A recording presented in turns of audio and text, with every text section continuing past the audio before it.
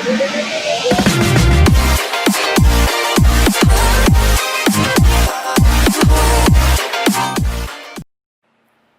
semuanya, balik lagi sama gue Kim Sun dari Trading Academy ID di Trading of Friday episode kali ini. Dan this week gue bakalan ngomong, kali ini beneran gue bakal ngomong gold dan GG. Gue akan masuk di GG juga karena GP Jepang kan lagi tadi gue sebenarnya udah sempat lihat dulu sebelum gue bikin videonya. Jadi kayak udah lumayan menarik nih, di GP Jepang itu udah ada something yang bisa kita lakukan atau apa yang kita bisa ekspektasikan untuk lawan. Nah tapi untuk di gold ini gue agak special case untuk gold akhir-akhir ini, dimana gue lagi tidak menyarankan kita semua untuk trading di gold kalau hanya mengandalkan outlook dari yang gue kasih di Technical Friday. Kenapa? Karena gue pribadi pun untuk gold sekarang itu gue lagi scalping gold ya. Jadi gue lagi fokusnya tuh intraday, trade di intraday gold dan semi scalping sebetulnya. Jadi akhir-akhir ini gue lagi menganalisa gold tuh kebanyakan tuh di time frame H1 ke bawah, M30, M15, M5. Jadi kurang lebih semi scalping ya, tapi gue nggak sampai M1 karena M1 tuh pergerakan gold itu lebih cepat daripada detak jantung gue. Jadi daripada gue yang jantungan, jadi gue nggak pernah main di M1 dulu, maksudnya pernah, sekarang nggak pernah main. Cuman M15 is still okay, dan gue merasa gold tuh lagi prime time untuk sekarang tuh di semi scalping. Kenapa? Karena kalau menganalisanya melalui outlook dari time frame daily itu, kalau kita mau entry-nya, kalau gue normalnya dulu kan dari daily ke H4 ke H1 kan. Ya, jadi gue cari entry point itu di H1. Nah tapi sekarang gue turunkan dari H1 ke M30 ke M15. Gue nyari entry itu di M15. Alasannya adalah di volatility gold yang sedang sangat luar biasa gilanya ya. Nah mungkin kawan-kawan juga dari hari Kamis tadi kemarin juga sempat lagi ada news ya untuk USD sebetulnya, dari si Mr. Powell lagi speech ya, the chairman of Federal Reserve. Terus dia goldnya ya, si gold itu lumayan bereaksi cukup kuat di news kali ini ya, yang gua rasa kayak memang newsnya kira-kira ini sudah mulai memberikan impact lagi ke gold. Jadi nanti mungkin di awal bulan September di hari Jumatnya yang berarti NFP, gue ekspektasikan gold juga bakalan lumayan ada impact-nya ya terhadap gold di news ketika NFP muncul. Nah cuman yang kemarin tuh dia sempat yang kemarin waktu si Mr. Powell tuh ngomong di hari Kamis, dia sempat very volatile ya si goldnya. Nah coba kalau kita lihat di layarnya langsung sekarang. Nah ini gue langsung buka di chart gold itu. Kalau dari ini kan kita punya bottom ya di sini ya. Nah bottom dari sini itu diharganya 1860. Dia naik sampai sini itu sudah ke angka 2000. Berarti ada dari 1860 ke sini kurang lebih 1400 pips range-nya. Cuman 1, 2, 3, 4, 5 hari candle itu ada 1000-an pips lebih. Dan penurun satu hari candle ini bearish yang satu merah ini ya, kita lihat dari atas turun ke bawah dari 2005 sampai ke 1931. Berarti ada kurang lebih 700 pips lebih ya, 700 pips si gold ini bergerak dalam satu hari. Terus dilanjutkan dari yang candle kecil, bahkan candle kecil ini ya, yang satu ini yang hijau kecil ini, bottomnya itu ada di level 1923, 1924 sampai ke atasnya itu 1950. Sekecil ini loh, sekecil ini. Nah kecil banget ya ini, ada kan ya, hijau-hijau kecil itu ya. Itu bahkan tuh ada kurang lebih 250 pips sampai 300 pips ya, sekecil ini. Nah itu menunjukkan bahwa memang volatility gold tuh sedang sangat luar biasa tinggi. Nah kenapa nggak cocok kalau kita melihat outlooknya dari time frame daily turun ke sampai hanya H1 saja? Itu karena kalau kita mencari setupnya di seperti itu yang biasanya kita lakukan, kita punya stop loss tuh nggak masuk akal. Ya gue udah ngecek terus ketika gue mencoba trading dengan normal outlook gue, dimana gue dari daily ke H1, si gold ini gue punya stop loss tuh di kisaran 300 pips sampai 500. Wow ya, bagi gue kalau stop loss sudah sampai 300 sampai 500 pips, ini stop loss loh, bukan take profit. Kalau take profit sih ya itu bagus gitu ya, tapi kalau stop loss is a big no ya. Tetap bagi gue mau gimana pun stop loss yang wajar itu di gold ya. itu kurang lebih 200 pips lah, itu udah mentok sekali. Ini sampai 300 sampai 500 ya, gue nggak mau. Makanya mau nggak mau, gue harus mencari setup di lower time frame ya.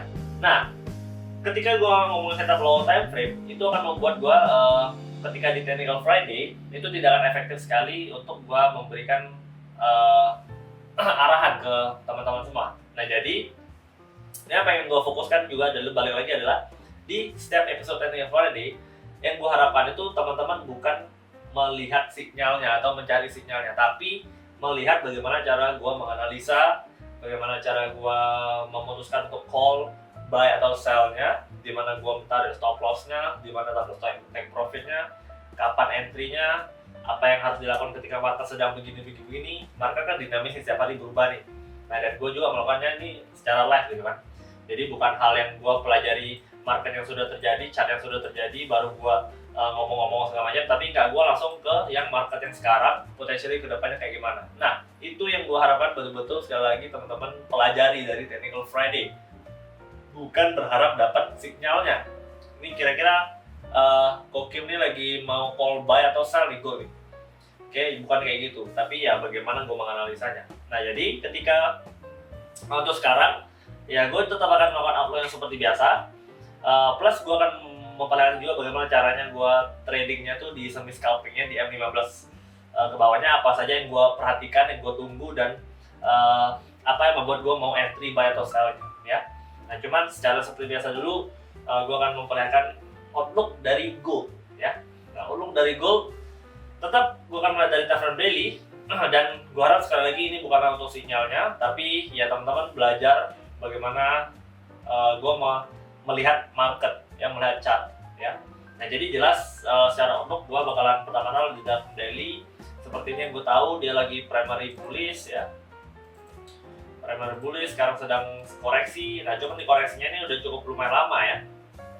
Dia sudah mulai membentuk support. Nah, di sini udah ada support yang dimana harusnya berarti ini di level harga segini ya. Dan di tengah-tengahnya 1908, 1910 lah ya. Kita genepin. 1908 juga genap sih. Cuman maksudnya agak genap yang 1910, 1915, 1920 gitu. 1900 itu bagi gue genap.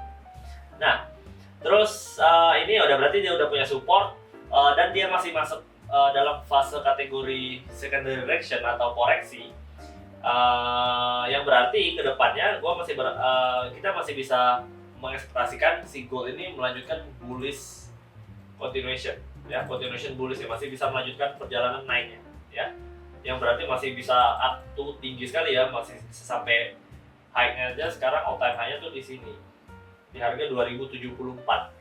Nah, berarti dia tuh masih bisa melebihi dari 2074, 2100 maybe. Nah, itu bisa achieve atau 2200, itu juga potensial bisa ya. Nah, cuman sekarang belum terlihat nih ya, karena dia masih struggle di secondary direction-nya ya, masih struggle di secondary direction-nya, jadi belum terlihat kapan dia akan melesat terbang gitu. Nah, tapi yang kita biarpun kita belum tahu kapan dia melesat terbangnya, yang harusnya ini udah mulai terbang aja sih. Karena ini udah ada hammer, karena ada rejection 2 kali, tapi karena balik lagi kemarin ada news si Mr. Powell lagi speech dan itu memberikan efek kuat untuk dolar, US dollar. Jadi ya si goldnya ini lagi turun dulu nih. Harusnya nih setelah dia bikin hammer seperti ini kan, ini sempurna sekali dari rejection ya. Harusnya tuh biasanya dia langsung lanjut terbang. Ya, tapi ternyata tidak, dia masih merah dulu. Jadi itu membuat kita jadi kayak nggak tahu dulu nih kapan dia bakalan lanjut terbangnya. Ya, kita belum bisa dapat gambaran itunya. Nah, tapi yang penting sekarang adalah kita sudah tahu minimal di mana ada supportnya. Ya, jadi ketika kita sudah tahu di mana ada supportnya dan kita juga tahu bahwa ini sedang secondary direction, kita punya potensi untuk melihat di mana titik C untuk kita masuk beli di harga terendah. Nah, itu yang penting. Oke. Nah, makanya tinggal kita breakdown saja ke lower time frame. Ya, apa yang kita cari? Kita cari yang gue biasanya cari adalah ketika sudah mulai ke lower time frame itu di chart pattern-nya plus atau candlestick pattern ya. Nah, untuk sekarang kehapan itu kira-kira outlook-nya udah tahu nih bullish nih. Jadi chart pattern yang gue cari adalah gue fokuskan pada mencari chart pattern bullish ya, sama candlestick bullish ya, candlestick pattern bullish. Nah, cuma untuk sekarang belum ada di H4, belum terlihat juga. So dari normal analisa yang gue lakukan juga biasanya ini juga belum membuat gue bakal mau entry dulu. Oke, biasanya gue akan breakdown lagi ke H1. Di H1, nah ini ya efek dari newsnya itu dia sempat kayak gini. Di H1 nya ya, langsung dojisnya nggak normal ini ya. Dari bottom candlenya tuh 1932 ke 1974. Itu aja udah 400 pips dalam 1 jam. Bayangkan aja tuh, lagi bagaimana gold ya. Terus memang lagi ada news yang baru. Terus dari H1 turun, mari kita lihat, dia masih clear, ini supportnya memang sudah clear, rejection juga sudah banyak, harusnya nih dia masih bakal lanjut naik. Cuman belum ada juga di H1 nya untuk kita, misalnya kita mau entry ya, kita mau masuk tuh belum ada saatnya. Ini belum, masih kocar kacir, terus tidak ada chart pattern dan tidak ada candlestick pattern juga. So kalau kita lihat yang seperti ini ya, kita belum ada trigger entry-nya, belum ada swing low bahkan. Nah, jadi kita nggak mau ngapa-ngapain dulu ya. Nah, jadi biasanya kalau gue normalnya dari daily ke H4 ke H1 belum ada setup, ya sudah, gue bakalan wait and see. Mau nggak mau keputusannya harus seperti itu. Jadi gue menunggu. Tidak setiap saat itu ketika bawa chart langsung bisa untuk entry ya. Jadi ada saatnya kita wait and see. Kita nanti lihat lagi, mungkin 4 jam sekali kita lihat untuk kapan kita mau entry-nya lagi. Mungkin beberapa jam sekali, atau mungkin Bapak Ibu yang siap-siap memang, atau semua yang siap-siap memang setiap detik lihat chart, tidak gue sarankan. Karena itu berbahaya, itu bikin emosinya naik turun ya, sesuai dengan pergerakan chartnya, itu bahaya sekali. Jadi jangan dicek ya sering-sering gitu ya. Tapi ya at least beberapa jam sekali dia dicek gitu. Karena kita trading, baik lagi kita trading bukan berinvestasi. So di sini bukan buy and forget, tapi buy and evaluate. Jadi kita mengevaluasi tetap. Jadi kita tetap ada kerjanya gitu lah ya. Kalau buy and forget kan berinvestasi, kita nggak kerja gitu, ceritanya kita lagi kayak cari undian berhadiah ya. Jadi kayak udah buy and forget gitu, kayak gimana ya. Jadi kita bukan seperti itu ya. Nah, jadi H1 juga belum ada. So ya sebenarnya ini memang lagi wait and see aja. Nah, ketika kita wait and see, ada hal selanjutnya yang bisa kita lakukan, yaitu kita bisa memproyeksikan ke depan itu kurang lebih dia bakal bikin apa. Nah, dengan begini, contohnya kayak gold, kasusnya di gold, gue punya proyeksi itu dia harusnya masih akan tahan di supportnya. Berarti ketika dia turun pun ya, dia itu akan ada satu rejection lagi. Nah, satu rejection yang mampu membawa harga setidaknya at least terbang sampai resisten terdekatnya. Pertama ada di sini kan, resisten paling dekat. Nah, jadi apa yang gue tunggu?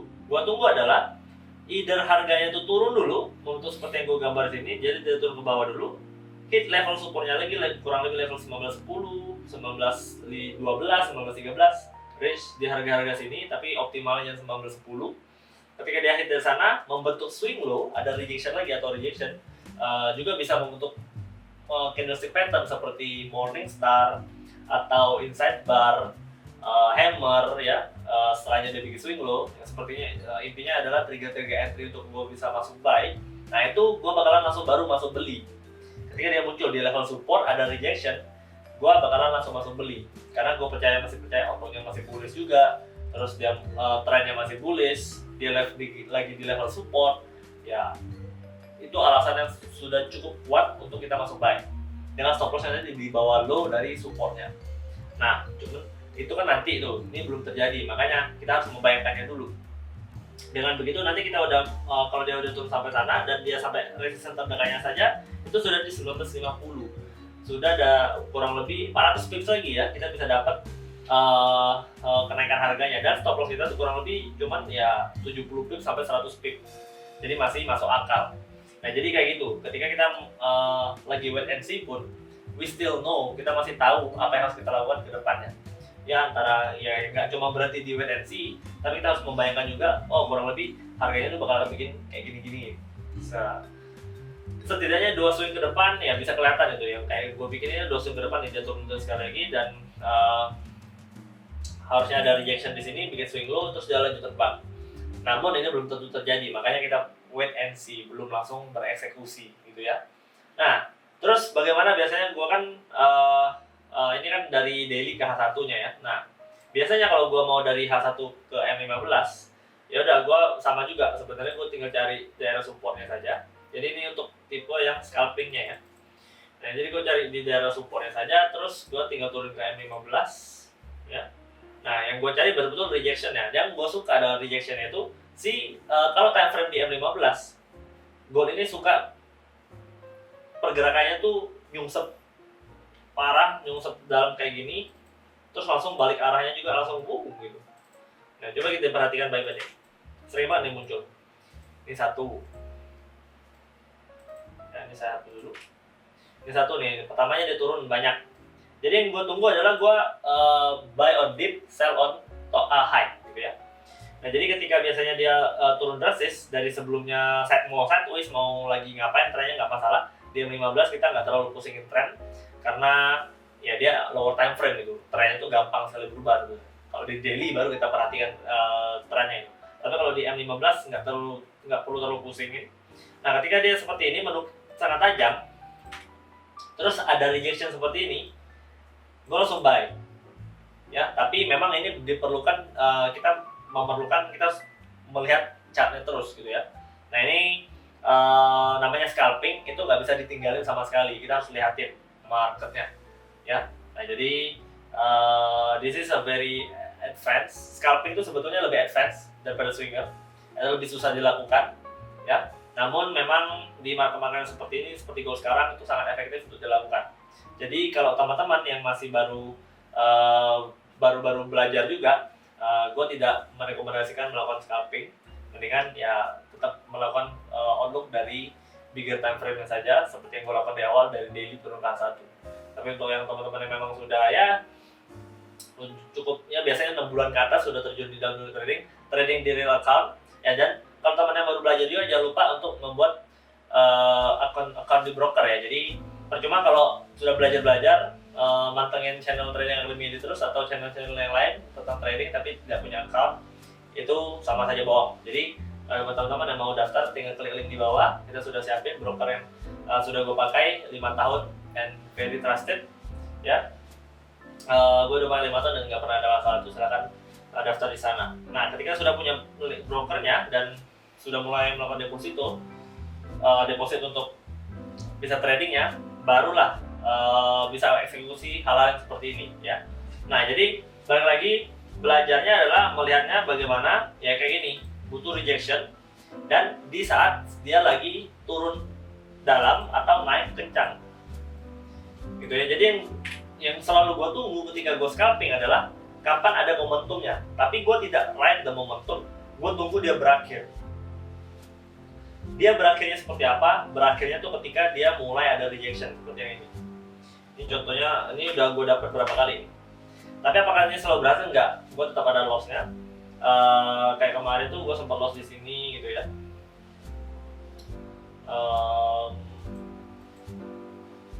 Ada beberapa kali gue loss. M15 sih soalnya, jadi memang udah 1 minggu, candle 1 minggunya tuh udah dari belakang-belakang. Tapi kurang lebih ketika dia ya, ini banyak sekali contohnya ya yang bisa dipakai ya. Ketika kayak gini juga nih, dia turun tajam, terus ada rejection, dia terus langsung naik. At least naiknya memang tidak berubah tren, tapi kita udah dapat scalping tuh. Untuk TP scalping tuh minimal 50 pips tuh udah pasti dapat ya, apalagi di gold. Scalping TP-nya 50 pips ya. Itu sebenarnya udah banyak sih. Scalper tuh biasanya TP-nya tuh 10-20 pips gitu ya. Kalau di gold sekarang tuh bisa 50 pips, bisa 100 pips gitu ya. Mantap. Nah, jadi gue merekomendasiin untuk scalping aja dulu untuk di gold. Nah, terus sudah nih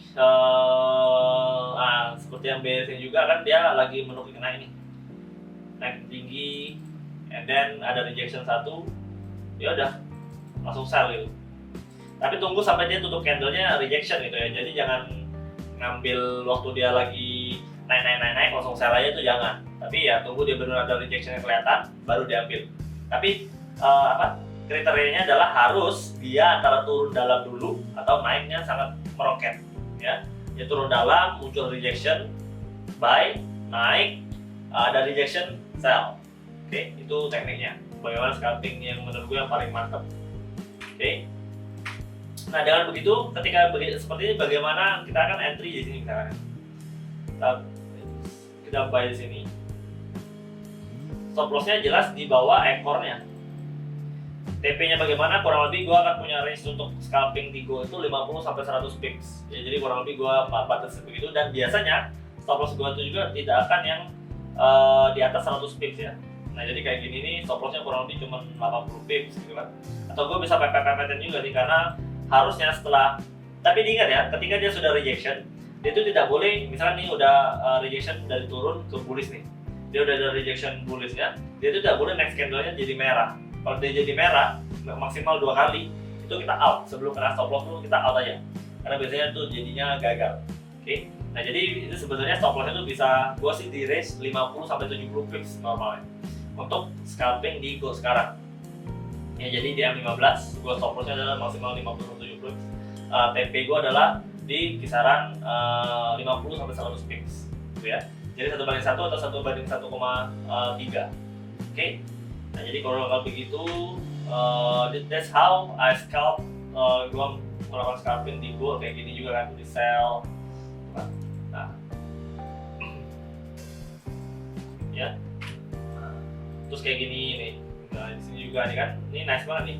Rejection langsung swing low lagi. Gitu kan, langsung terbang dia. Enggak nunggu-nunggu. Nah, ini karena lagi ada news aja nih. Ini nggak sempat ngapa-ngapain. Kalau ini gue juga sebenarnya gue ada loss di sini. Waktu dia gue kecepatan masuk sell-nya. Jadi gue sempet dia udah mulai ngekor banget kan, terus gue sell dulu. Ternyata dia masih naik, jadi sempat gue loss itu. Tapi kalau ini lagi anomali aja karena ada news gitu ya. Jadi memang jarang-jarang juga. Normalnya tuh ya kayak gini-gini, gitu kan. Rejection-nya yang seperti ini.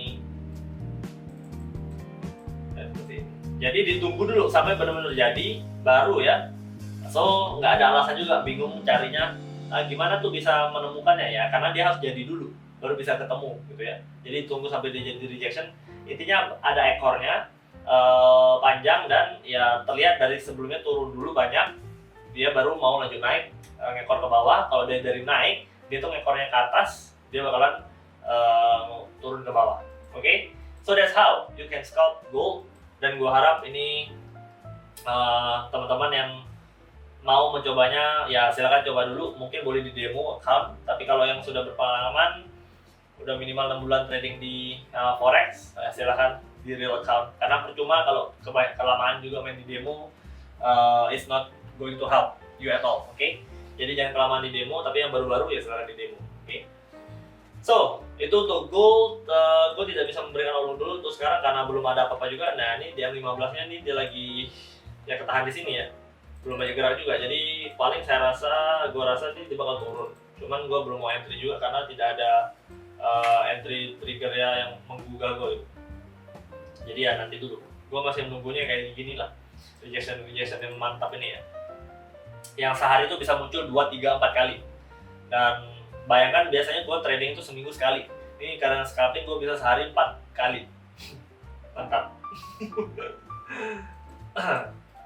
Oke, jadi gold begitu. Sekarang kita lihat ke GBP Jepang ya. Nah, ini di GBP Jepang kita normal. Ini GBP Jepang normal, dia pips-nya masih normal, tidak ada yang aneh-aneh, dan dia baru breakout nih. Yeay. Gak dulu. Jadi dia habis breakout. Trennya masih bullish dari tahunan ini kita lihat. Trennya masih bullish dan dia breakout dari sini. Oke, masih berpotensi false break, tapi dia sudah mulai breakout. Jadi tinggal intinya adalah ini market yang gue suka juga sebetulnya. So gue sebenarnya suka trade on breakouts ya. Jadi gue tuh suka trade on breakouts, tapi gue tidak trade on breakouts. Yang gue lakukan adalah gue udah pastiin dulu dia breakout dan benar-benar udah breakout. Jadi gue nggak kena false break ya, karena gue nggak suka kena false break, sakit gitu ya. Nah, jadi yang gue lakukan adalah bagaimana gue pastiin dulu dia udah breakout. Oke, dia tutup candle udah lama dan dia turun dulu. Nah, turunnya yang penting. Gue pengen tahu apakah dia turunnya itu membentuk koreksi doang atau false break. Kelihatan banget dari candlenya nanti. Candlesticknya bagaimana dia turun tuh pelan-pelan. Kalau dia turunnya pelan-pelan, terus dia ketahan lagi di sini, yang dulunya resisten berarti sekarang jadi support. Nah, ketahan di sini swing low, udah, ini udah fix beli aja. Stop lossnya udah aman, gitu kan. stop loss sudah aman, taruh di bawah.